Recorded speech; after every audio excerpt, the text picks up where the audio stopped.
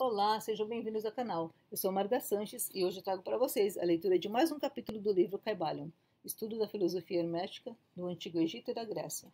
Capítulo 5. O Universo Mental. O universo é mental. Ele está dentro da mente do todo, o Kybalion. O todo é espírito. Mas o que é espírito? Essa pergunta não pode ser respondida, porque a sua definição seria praticamente a do todo, que não pode ser explicado nem definido. Espírito é um simples nome que os homens dão às suas mais elevadas concepções da infinitamente vivente.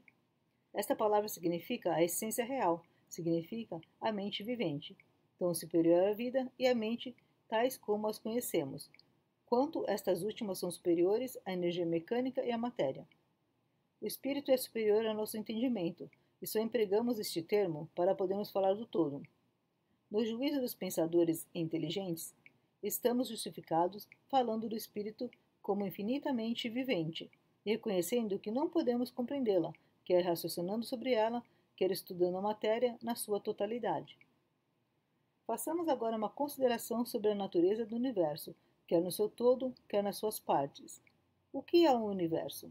Dissemos que não há nada fora do todo. Então, o universo é o todo? Não, não o é.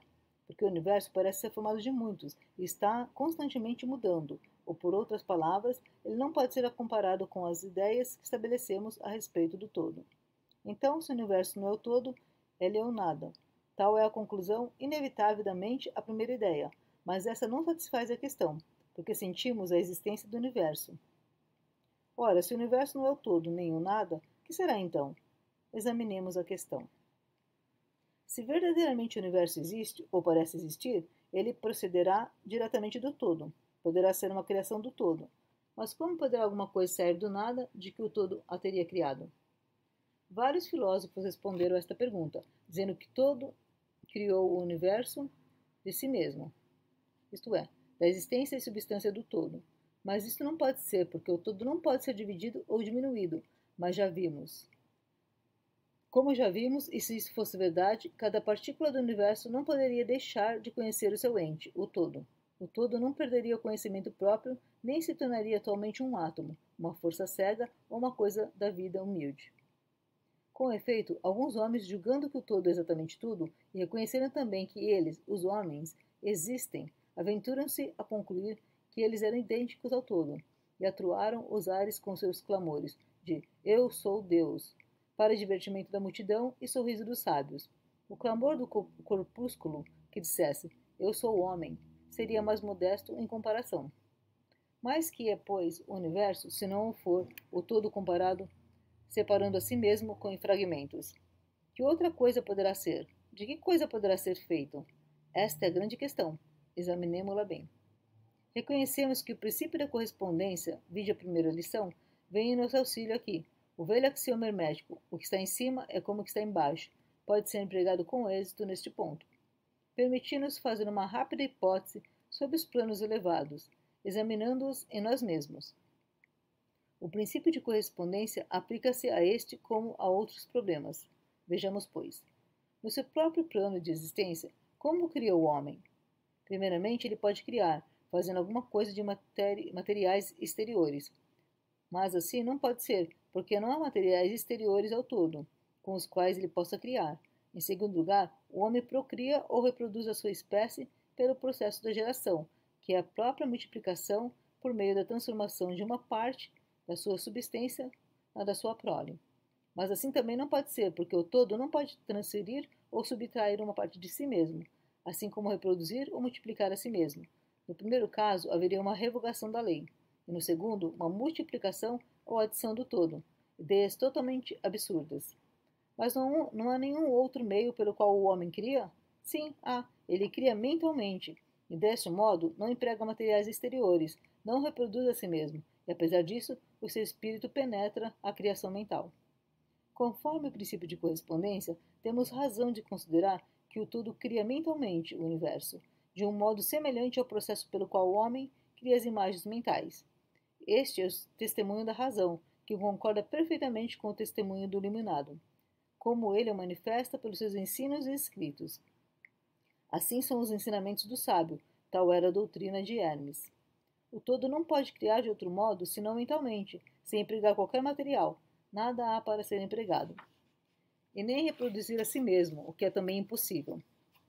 Não se pode escapar desta conclusão da razão, que, como dissemos, concorda com os mais elevados preceitos do Iluminado, justamente como vós podeis criar um universo de vós mesmos na vossa mentalidade. Assim, o todo cria o universo na sua própria mente, mas o vosso universo é a criação mental de uma mente finita, enquanto o do todo é a criação de uma mente infinita. Ambos são análogos em natureza, mas infinitamente diferentes em grau. Vamos examinar cuidadosamente como fazemos nos processos de criação e manifestação. Mas antes de tudo, é preciso fixar as vossas mentes nesta frase: o universo e tudo o que ele contém é uma criação mental do todo. Com efeito, o todo é mente. O todo cria na sua mente infinita inumeráveis universos que existem por eons de tempos, e contudo, para o todo, a criação, o desenvolvimento, o declínio e a morte de 1 milhão de universos é como que o tempo do pestanejar de um olho, o Kybalion. A mente infinita do todo é a matriz dos universos, o Kybalion. O princípio de gênero, vide lição primeira e seguinte, é manifestado em todos os planos de vida, quer materiais, mentais ou espirituais. Mas, como já dissemos, gênero não significa sexo. O sexo é simplesmente uma manifestação material do gênero. Gênero significa relativo à geração ou criação. Em qualquer lugar, em qualquer plano em que uma coisa é criada ou gerada, o princípio de gênero se manifesta. Isto é verdade, mesmo na criação dos universos.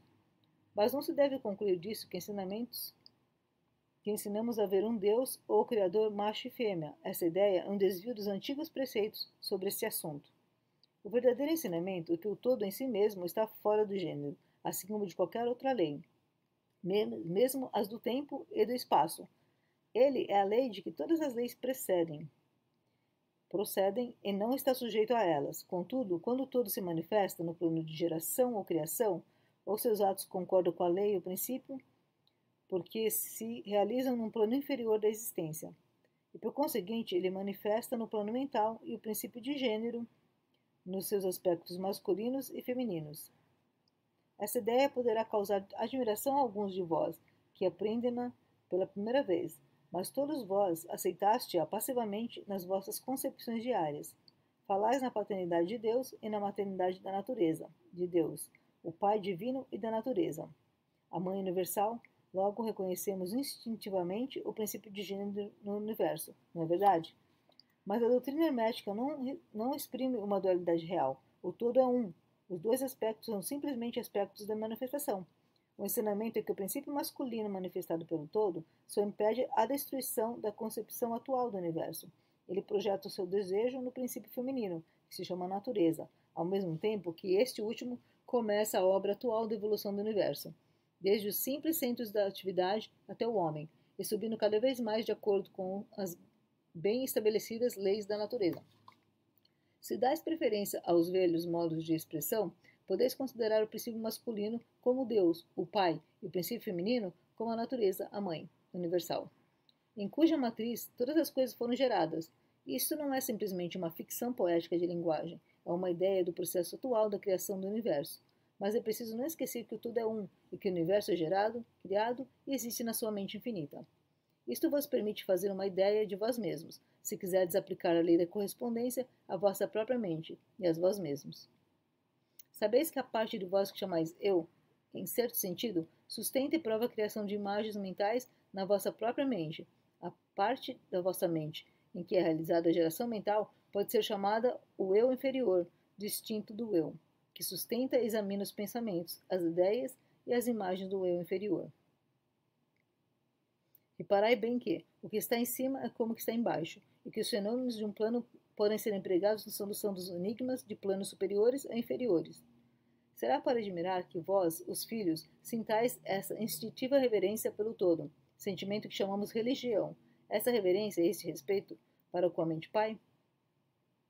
Será para admirar que, ao considerar as obras e as maravilhas da natureza, fiqueis dominado por um grande sentimento que tem sua origem fora do vosso íntimo ser?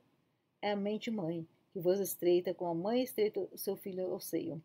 Não deveis cometer o erro de que, de crer que o pequeno mundo que vedes ao redor de vós a Terra, que é simplesmente um grão de areia em comparação com o universo, seja o próprio universo. Existem milhões de mundos semelhantes e maiores. Há milhões e milhões de universos iguais em existência dentro da mente infinita do todo. E mesmo no nosso pequeno sistema solar, há regiões e planos de vida mais elevados que os nossos, e entes em comparação, aos quais nós, míseros mortais, somos como as viçosas formas viventes que habitam no fundo do oceano, comparados ao homem. Há entes com poderes e atributos superiores aos que o homem sonhou ser possuído pelos deuses.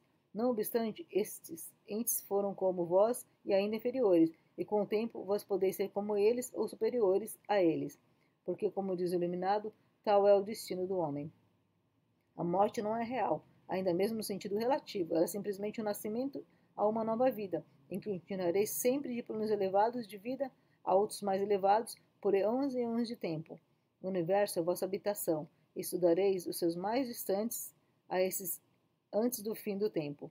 Reside na mente infinita do todo, e as vossas potencialidades e oportunidades são infinitas, mas somente no tempo e no espaço. E no fim do grande ciclo de eons, o todo recolherá em si todas as suas criações. Porém, vós continuareis alegremente a vossa jornada, porque então querereis preparar-vos para conhecer a verdade total da existência em unidade com o todo. E quando estiverdes na metade do caminho, estareis calmos e serenos, sois seguros e protegidos pelo poder infinito da mente-mãe. Dentro da mente pai-mãe, o filho mortal está na sua morada, o Kybalion. Não há nenhum órfão de pai ou de mãe no universo, o Kybalion. Fim do capítulo 5.